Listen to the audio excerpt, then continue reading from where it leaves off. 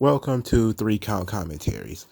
I did a different version of this video and I scrapped it. I'm going to put out this version instead because I think this one actually captures more of how I feel than the previous version did, which I may release at some point as a sort of part 2. But this is my second take. But these are still sort of my thoughts on John Cena wearing a skirt and wearing heels. What I want to say in this take is that for the last sort of 30 years, especially since 1984 or something like that, some of the most masculine looking guys in the public sphere, in mainstream media have been pro wrestlers. There's tons of vignettes of these guys working out. You can see them on Arsenio Hall or on Jimmy Fallon or whatever, flexing muscles. They're wearing tight shirts. They're just big, muscular guys. And through their character work, usually, there's some kind of role model for young boys. So you see these guys, especially John Cena. In the previous video, I said that John Cena is like the Tom Brady of WWE. He's the team captain. But in being a team captain, being a role model, those are leadership positions. When you bend the knee and start putting on skirts and cross-dressing, you're sending the wrong message to all of the children that you inspired over the years. Now, yes, some of them have grown up. A lot of people who are John Cena fans in 2006 or whatever, that was 16 years ago.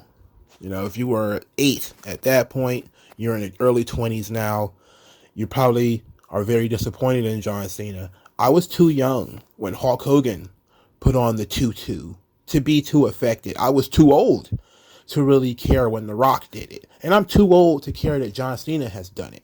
So I'm not talking about from myself. I'm talking about from the young people who are fans to now see your hero wearing a skirt, wearing heels, cross-dressing for the entertainment of essentially nobody.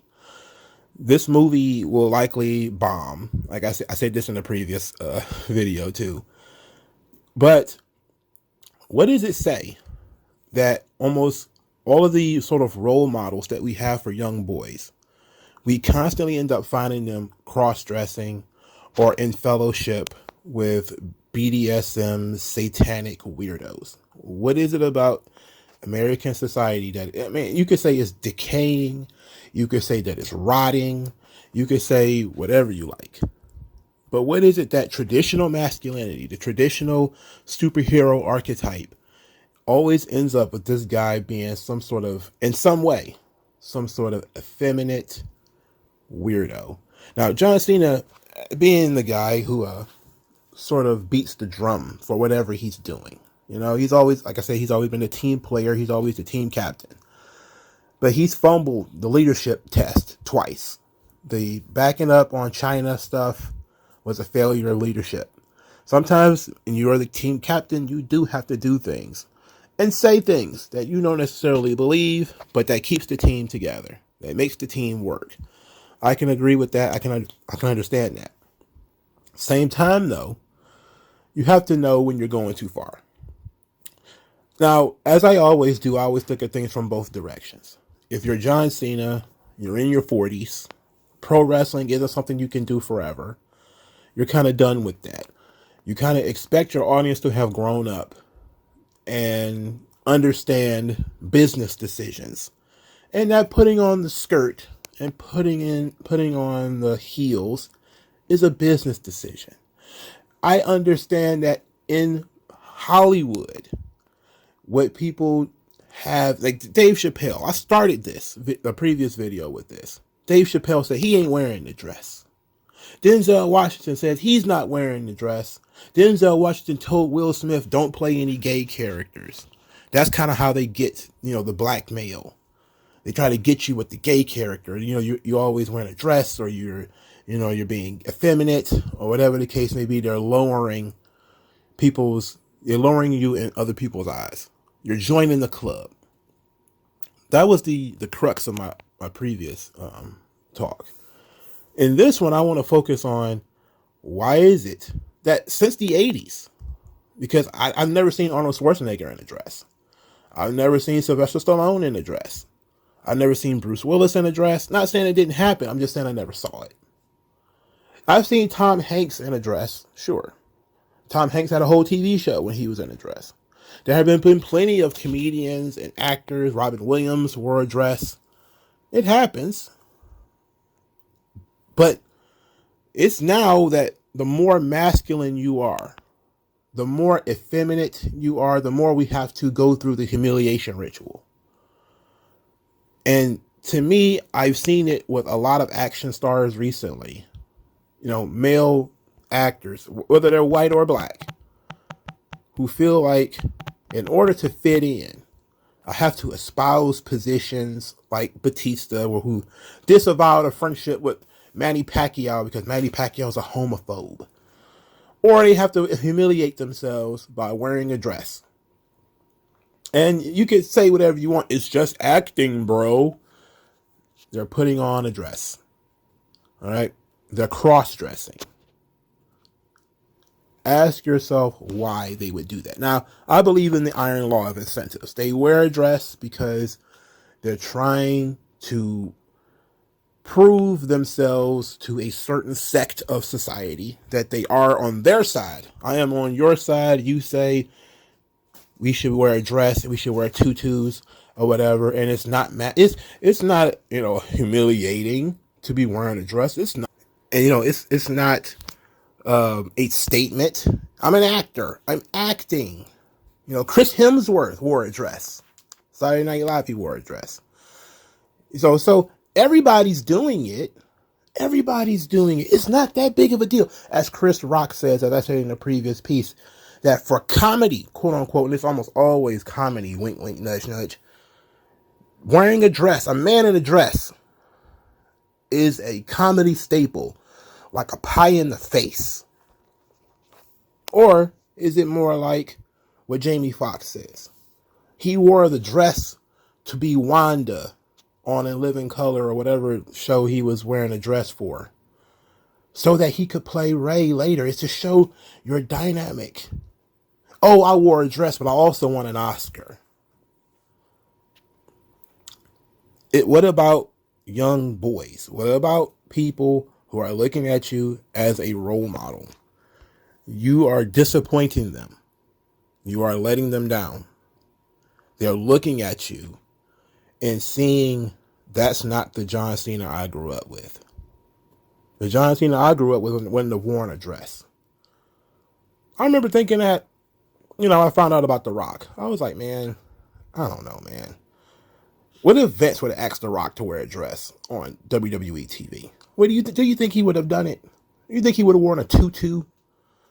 If Vince would have, for starters, why would he even put him in a position to wear a tutu? These people have agents, people who manage their careers. How is it that these people who have agents, who manage their careers, they always find themselves in dresses? How does that happen? How does it always that they find themselves in dresses, in tutus, or whatever? Typically, they're paired with children as a way of demasculinizing themselves, when it's the children that need them to be masculine the most.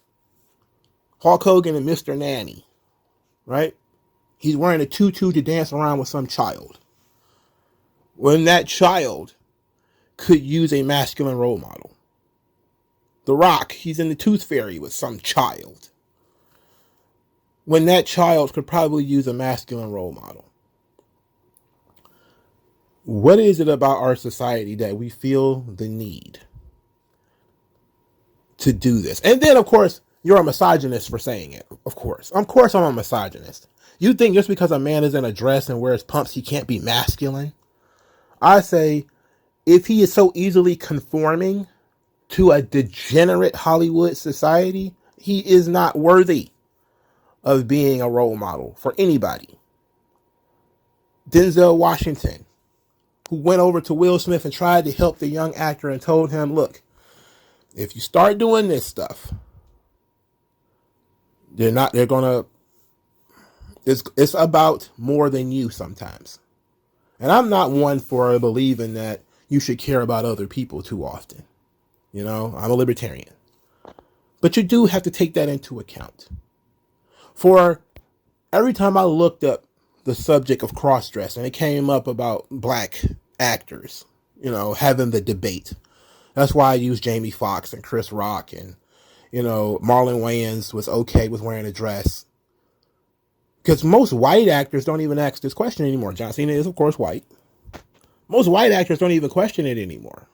They just put the dress on. They put the wig on. They put the makeup on.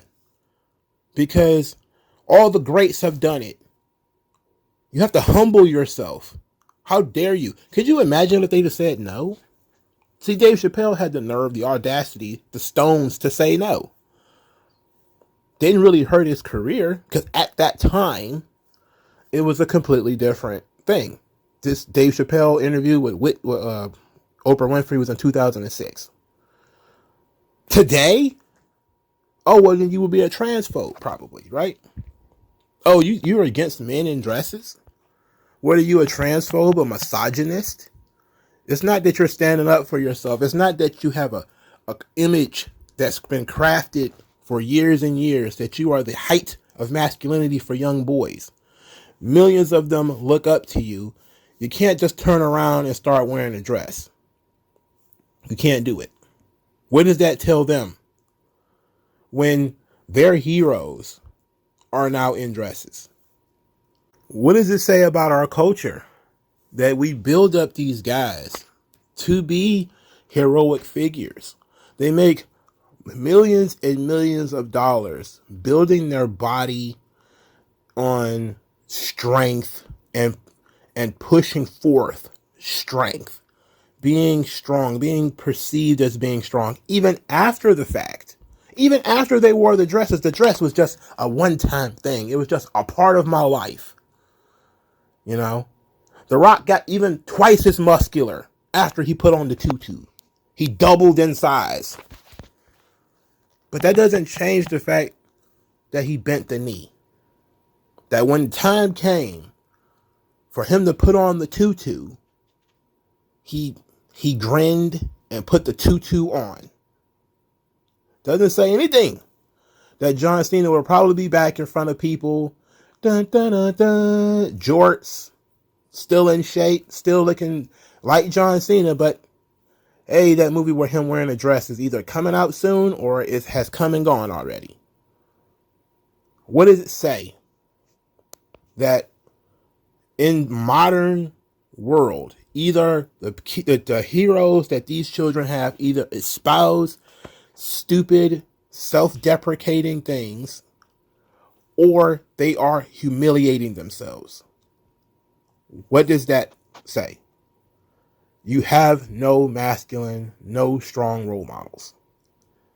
Is it a surprise that there are generations of boys who are nihilists, who care about nothing, who see the world as, you know, a place that is out to get them, that they're being bullied, testosterone levels are plummeting?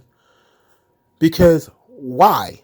Why should they espouse to be like anybody they see on TV when there are shadows in the dark that can make them cross-dress, that can make them say things and do things that they wouldn't normally say and do? What does it say about your hero that he's so easily defeated for money and access? Because that's what this stuff is about. It's not really even about money, because these movies typically don't make money, which was another point I made in the previous talk. It's not really about money. It's about access.